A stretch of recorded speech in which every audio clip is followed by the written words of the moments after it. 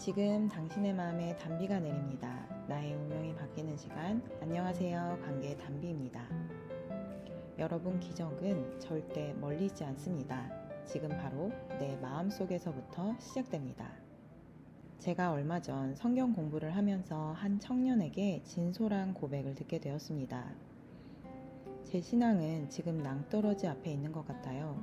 누가 뒤에서 살짝만 건드려도 떨어질 것 같아요. 청년의 진지한 신앙 고백을 듣고 나서 주님 앞에 간구했습니다. 그 청년이 떨어지지 않도록 붙들어 달라고 말입니다. 그리고 저는 청년에게 바로 그 순간이 예수님을 만날 수 있는 기회라는 것을 알려주었습니다. 그리고 저 또한 신앙의 갈등 속에 있었을 때에 빠져나올 수 있었던 방법도 알려주었고, 그 청년과 비슷한 상황 속에 있었던 다른 사람들의 간증도 전해주었습니다. 그러자 청년은 모태신앙이라 어려서부터 하도 많은 간증을 들어서인지 이제는 아무리 대단한 간증을 들어도 마음에 딱히 감흥이 생기지 않는다고 하였습니다. 그 청년의 모습을 보며 저로서는 한 번도 경험하지 못한 모습을 발견하게 되었습니다. 그것은 말로 표현하기 아주 어려운 신앙에 대한 깊은 회의감과 무기력증이었습니다. 청년은 매주 주일 성수를 하고 있었지만 그저 습관적인 종교 생활을 하고 있는 것이었습니다. 종교 생활을 하는 사람은 겉으로는 신앙 생활을 하는 것처럼 예배도 드리고 기도도 하고 말씀도 읽습니다. 그런데 같이 예배드리고 기도하고 말씀을 보아도 결정적으로 다른 것이 있습니다. 신앙생활을 하는 사람은 예배와 기도와 말씀을 마치고 난 후에 마음에 기쁨과 평안이 임하지만 종교생활을 하는 사람은 그렇지 않다는 것입니다. 사탄은 모든 신앙인들이 종교인이 되길 원합니다. 시작은 창대하나 나중은 미약하게 만듭니다. 종교인이 된 사람들은 예배 시간에 다른 생각을 해서 어떠한 감동도 은혜도 받지 못합니다. 기도 시간에는 그 기도를 응답하실 하나님을 믿지 않기에 시간이 흐를수록 기도하는 것이 지루해지고 시간 낭비처럼 여겨져서 자연히 기도 시간이 줄어듭니다. 말씀을 볼 때에는 말씀에 자신을 비추어 보고 자신의 속에 있는 죄를 발견하고 회개하는 것이 아닌 다른 사람에게 잣대를 적용해서 판단, 정죄합니다. 이런 일들이 너무나 비일비재하기에 교회에 출석하는 대부분의 성도들이 종교인이 되었고, 사람을 판단, 정죄하는 것에 오히려 세상 사람들보다 더 도같아서 어느 교회나 분열과 다툼이 끊이지 않는 것을 볼 수 있습니다. 최근 제가 다니는 신학대학원에서 채플 시간에 미국에서 선교사로 파송되었던 목사님의 간증을 듣게 되었습니다. 그분은 거의 무너져가는 교회에 청빙 제의를 받게 되셨고, 인간적인 마음으로는 가고 싶지 않았지만 총 회장님께서 기도만 하면 자네가 생각이 난다는 말씀에 아멘하고 순종하여 그 교회를 담임하게 되셨다고 합니다. 그 교회 성도들은 미국 군인 가족이 많았는데 그래서인지 한번 싸움이 일어나면 엄청나게 살벌한 일이 일어났다고 합니다. 한 번은 주일에 식사를 준비하는 교회 부엌에서 집사님과 권사님들 사이에 싸움이 일어났는데 분노가 치밀어 오른 권사님이 국수를 끓이고 있던 물을 끼얹어 난리가 났었다고 합니다. 또 교회 재건축 문제로 분파가 되어서 매번 회의를 할 때마다 고성이 오고 가며 싸움이 일어났다고 합니다. 그러자 목사님께서는 처음에는 주님을 찾으며 도우심을 간구했지만 싸움이 거의 1년 가까이 지속이 되면서 참고 참던 목사님도 성도들을 향해 고성을 지르고 또 그동안 함께 참고 있던 사모님도 같이 소리를 지르며 한바탕 난리가 났었다는 웃지 못할 간증을 들려주셨습니다. 저는 간증을 많이 보는 편입니다. 그 이유는 그 간증들을 통해서 하나님이 각각의 사람들에게 맞춤 가해를 해주시듯이 모두 다른 방법으로 이끌어 가시는 것을 보며 저 또한 청년 사역자로서 다양한 사람들을 만나게 될 것을 대비해서 배울 점을 찾기 위해서입니다. 그런데 제가 보는 기독교 TV의 간증들 또는 유튜브 채널의 간증들은 과정은 어렵고 힘들지만 결과는 아름답습니다. 그런데 막상 우리의 현실에서는 간증에 출연했던 사람들조차도 현실에서는 기쁨과 평안을 지속하지 못하는 경우가 있고 가장 가까운 이웃인 가족을 용서하고 화목하지 못하는 삶을 살아가는 경우가 있다는 것을 알게 되었습니다. 또 기독교 TV에는 소개될 수 없는 많은 교인들, 저와 대화한 청년처럼 신앙의 낭떠러지 앞에서 간신히 종교 생활을 유지하고 있는 교인들이 무수히 많이 존재하고 있습니다. 저는 성경 공부를 마치고 많은 생각에 잠기게 되었습니다. 저는 그 청년처럼 모태신앙이 아니라 안티크리스찬인 불교 집안에서 10년 전 처음으로 예수님을 믿는 첫 열매가 된 사람입니다. 그래서일까요? 저는 하나님이 만드신 모든 세계와 영적 세계를 알게 되면서 모든 것이 너무나 신기하고 지금도 여전히 하나님의 말씀을 새롭게 깨달아가면서 그분의 하시는 모든 일에 신묘막측함을 실감하고 있습니다. 그런데 그 청년의 고백을 듣고 오히려 저도 경각심이 생겼습니다. 내가 지금 아무리 하나님을 사랑한다고 고백한다 한들 30년이 지나면 그것이 빛바랜 추억이 될 수도 있겠다는 생각과 나의 자녀들 또한 그 청년처럼 종교인이 되거나 아니면 종교마저 떠날 수도 있겠다는 생각이 드는 것이었습니다. 그렇다면 어떻게 해야 믿음의 조상 아브라함처럼 자녀와 후손에게 믿음의 생명을 유산으로 물려줄 수 있는 것일까요? 창세기 12장을 보겠습니다. 여호와께서 아브라함에게 이르시되 너는 너의 본토 친척 아비집을 떠나 내가 내게 지시할 땅으로 가라. 내가 너로 큰 민족을 이루고 내게 복을 주어 내 이름을 창대케 하리니 너는 복의 근원이 될지라. 너를 축복하는 자에게는 내가 복을 내리고 너를 저주하는 자에게는 내가 저주하리니 땅의 모든 족속이 너를 인하여 복을 얻을 것이니라 하신지라. 아멘. 하나님께서 말씀하십니다. 너는 너의 본토 친척 아비집을 떠나라. 많은 목사님들의 설교 본문이기도 합니다. 그런데 저는 이번에 이 말씀을 다시 깨닫게 되었습니다. 본토 친척 아비집이란 부모가 나에게 물려준 옛 습관에서 떠나라는 것입니다. 옛 습관은 나에게 결과적으로 손해를 끼치는 나쁜 습관입니다. 나도 이것이 잘못되었다는 것을 머리로는 알고 있지만 실제적으로는 고치지 못하고 있는 뿌리 깊은 습관입니다. 저를 예로 들면 저에게는 사람의 관계를 무자르듯이 단칼에 잘라버리는 나쁜 습관이 있었습니다. 저는 예수님을 믿고 나서 내가 왜 이런 사람이 되었는지 저의 부모님의 모습을 통해 알게 되었습니다. 저희 어머니께서 기분이 좋지 않으셨던 날인 것 같습니다. 저와 대화를 하다가 제가 상황 파악을 하지 않고 웃었다는 이유로 갑자기 화를 내시면서 전화를 끊어버리셨습니다. 또한 저희 아버지께서도 기분이 나쁘거나 아버지 기준에 안 맞는 것을 할 때는 상대방의 말을 들어보려고 하지 않고 차단하셨습니다. 이렇게 어릴 때부터 부모님께 이런 식으로 거절을 당했을 때에 제 마음속에서 무언가 잘리는 것 같은 아픔을 느꼈고 다시는 부모님에게 이런 말을 하지 말아야겠다고 생각하기도 했었습니다. 이런 일들이 어려서부터 성인까지 반복되면서 저는 관계에 있어서 굉장히 방어적인 사람이 되었습니다. 상대가 나를 좋아한다고 해도 언젠가는 나를 배신할지도 모른다는 생각이 항상 잠재되어 있었기 때문에 불안했습니다. 동성 친구들에게는 그들이 나에게서 떠나지 않게 하려고 오버해서 잘해주는 방법을 선택했지만 이성 친구에게는 마치 테스트를 하듯이 너가 이래도 나를 계속 좋아할 수 있겠어? 라는 식으로 대했습니다. 저희 남편은 저의 이런 못된 습관의 가장 큰 피해자면서도 저의 테스트에서 살아남은 유일한 남자이기도 합니다.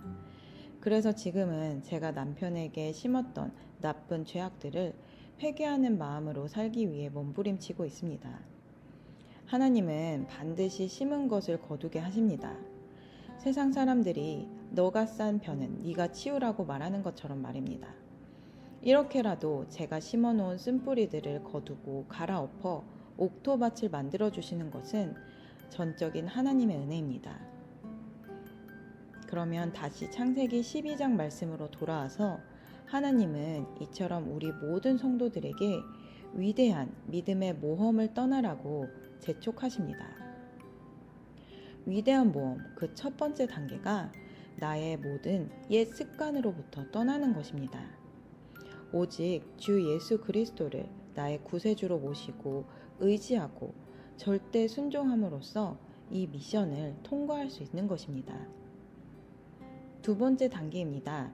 내가 내게 지시할 땅으로 가라. 우리가 가야 할 땅은 성령으로 오신 예수님과 함께 동행하는 것입니다. 성령의 충만함을 받기 위해서 우리는 기도해야 합니다. 우리가 옛 습관으로부터 빠져나왔다고 할지라도 다시 옛 습관으로 돌아가지 않기 위해서는 내가 원하는 곳으로 가는 것이 아닌 하나님께서 내게 지시한 땅으로 가야 하는 것입니다. 그런데 하나님께서는 그 땅이 어디라고 너는 이제 이렇게 살아야 한다고 명확하게 이야기해 주시지 않습니다. 왜냐하면 하나님과 함께하는 땅이 그 어디나 천국 나라이기 때문입니다. 자녀에게 믿음의 유업을 물려주는 세 번째 단계입니다. 하나님께서는 나에게 비전과 약속을 주십니다. 내가 너로 큰 민족을 이루고 내게 복을 주어 내 이름을 창대케 하리니 너는 복의 근원이 될지라. 하나님께서는 내가 비록 어느 곳에 보내질지 알려주시진 않지만 옛 습관을 떠나 하나님과 동행하는 사람의 결말을 알려주시는 것입니다. 내가 너로 큰 민족을 이루고 너에게 복을 주어 너의 이름을 창대케 하시며 복의 근원이 되게 하신다는 것입니다. 그때 당시에 자식이 단 한 명도 없었던 아브라함에게 있어서는 이 약속은 믿음이 없이 들으면 그저 허무맹랑한 소리로 들렸을 것입니다. 그러나 아브라함은 하나님을 믿었고 그 약속이 확실히 지켜질 것임을 믿었기에 그 순간부터 이미 큰 민족의 아버지가 되었습니다. 믿음은 보이지 않는 것을 믿는 것입니다. 이루어질 수 없는 것을 이미 이루어진 것이라고 믿는 것입니다. 저 또한 하나님께서 5명의 아이를 주신다고 하셨을 때 아멘하지 못했습니다. 도저히 저처럼 나약한 몸으로 5명의 아이를 낳고 키운다는 것을 상상할 수가 없었기 때문입니다.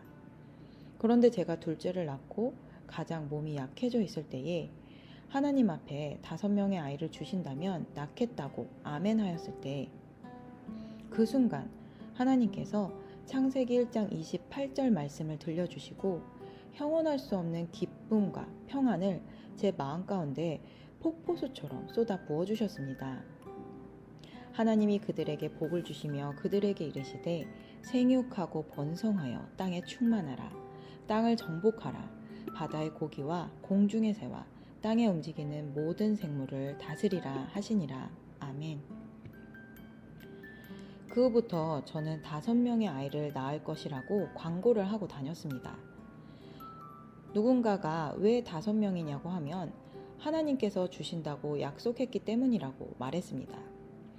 사람들은 보통 다둥이 가족들은 계획적인 임신이 아니고 어쩌다 보니 생겨서 낳았다고 하는데 이렇게 5명을 계획해서 낳는 사람은 처음 본다고 놀랐습니다. 그런데 그것은 저의 계획이 아니라 하나님의 계획이었고 그 말씀에 아멘한 지 7년 만에 5명의 아이들이 제 앞에 있는 것을 보게 되었습니다. 마지막 5째를 낳은 직후 하나님께서는 이제 다 이루었다, 수고했다 나의 딸아 라는 음성을 들려주셨고 저는 오히려 약속을 지켜주신 하나님께 너무나 감사해서 아기를 안고 감격의 눈물을 흘렸습니다. 하나님의 약속을 믿고 굳게 서는 저와 여러분이 되시기를 예수님의 이름으로 축복합니다. 내 생명을 자녀에게 유업으로 물려주는 4번째 단계입니다. 너를 축복하는 자에게는 내가 복을 내리고 너를 저주하는 자에게는 내가 저주하리니 땅의 모든 족속이 너를 인하여 복을 얻을 것이니라 하신지라. 나의 습관을 떠나 성령님과 동행하는 삶을 살아가고 약속과 비전을 받은 사람이 평상시에 어떤 태도로 살아가야 하는지에 대한 지침입니다. 그것은 바로 축복하는 습관을 만들라는 것입니다. 저는 이 말씀을 처음 봤을 때 아브라함의 믿음이 너무나 좋기에 하나님께서 아브라함에게만 특별 혜택을 주신 것이라고 생각했습니다. 그런데 저희 목사님께서는 그 반대로 말씀해 주셨습니다. 아브라함이 하나님을 믿는다는 증거는 바로 그가 평상시에 자신의 눈앞에 보이는 사람들을 축복하는 것이었습니다. 내 주변의 사람들이 나에게 축복을 해준다는 것은 그만큼 내가 그 사람들을 축복할 때에 받을 수 있는 보응이라는 것입니다.